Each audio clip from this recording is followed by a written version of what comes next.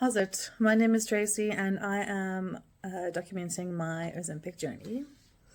I have not been around for quite some time. I've been unwell for well over a month.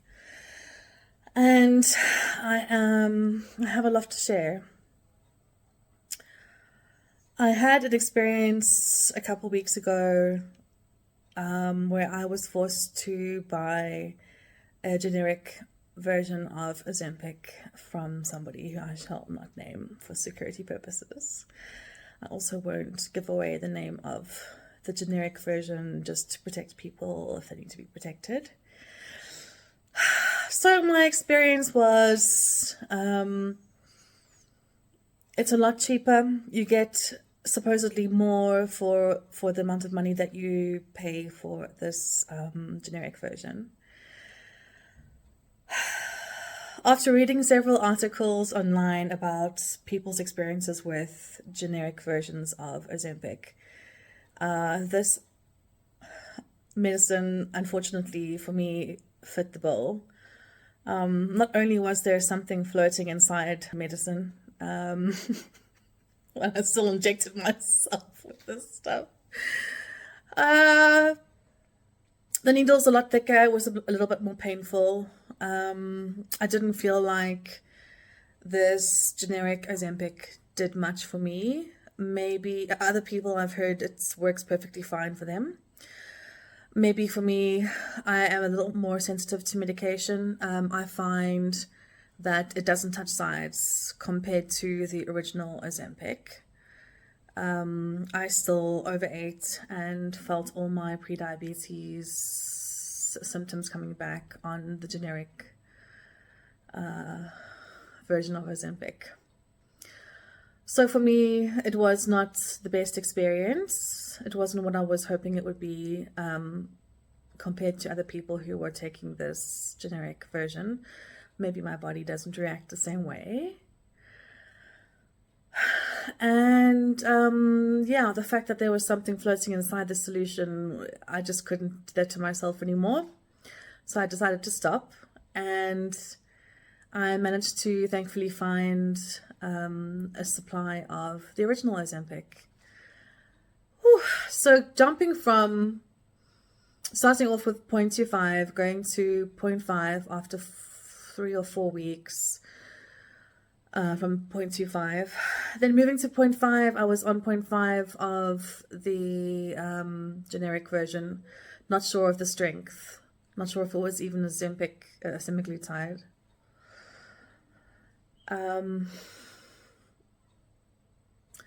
I went on to the 1 ml per week original Ozempic when I found the original.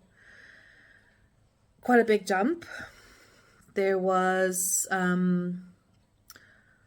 side effects making me feel nauseous. I think on my second injection, within 24 hours, I did unfortunately have a gastric experience. I had to throw up. It was not pleasant. Yeah, other than that one time, I haven't had bad experiences.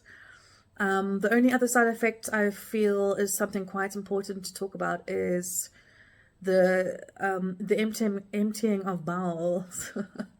This basically slams to a halt unless you take enough fiber supplements. So I do generally have not the best digestive system, so I do normally take 9-strain probiotic every day, as well as what is that, asparagus husk, if I'm saying it correctly. So I take a teaspoon of fiber in the morning and a teaspoon of fiber in the evening, and obviously also drink lots of fluid. Another thing I have noticed is that I don't drink my usual 2 liters of water every day, where my whole life I've been able to club at least a minimum of 2 liters of water every day. I find now I am maybe on 500 mils, max 1 liter of water a day, which is really not great. Also for, you know, the flow of digestion and the bowels working optimally. So you feel full all the time, so you don't feel like you need to drink. I do find I am thirsty, or feel like maybe I'm hungry or snacky, but it's actually thirst. So other than those couple of side effects, things I think are quite important to talk about and let you guys know, because obviously having a blocked bowel is a life-threatening condition, and you would have to go to hospital for that. Other than that, I have had no other negative side effects. My hunger is definitely curbed, and I don't feel nearly as snacky as I used to. Still get hungry every day, like a normal hunger comes upon me, and I want to eat breakfast and I enjoy my food. I definitely can't eat past a certain amount, a certain quantity of food, and which is really good. Another thing I have noticed in terms of psychology is definitely people who have any kind of eating disorder or some kind of unhealthy relationship with food. For myself, I have ADHD, so my whole life, with a late diagnosis, only about 3 years ago, I was diagnosed with ADHD. My body dopamines, and I look for things that will give me dopamine. And not being able to dopamine, I hope you understand, I'm not saying it incorrectly, I'm mining for dopamine. I can't dopamine with food anymore, and I can't also treat feelings or negative feelings or negative experiences with food like I used to. So definitely noticing that the mental health thing, it's not like it's negative. It's something I feel is a positive experience. I'm now actually able to start working through my unhealthy relationship with food, because I'm kind of being forced to do it, which is actually really great. Because before I could just like, yeah, no, it's fine. It doesn't really matter. I can just chow whatever. Or I'm just overweight because of X, Y, Z. So being forced in a good, positive way to have to face, I suppose, that last little, how do I say it, niggling issue in my life that I need to overcome. Thankfully, I do have a therapist, so I'm okay. But I do have these feelings that I didn't know were still there, that I didn't know I had to deal with.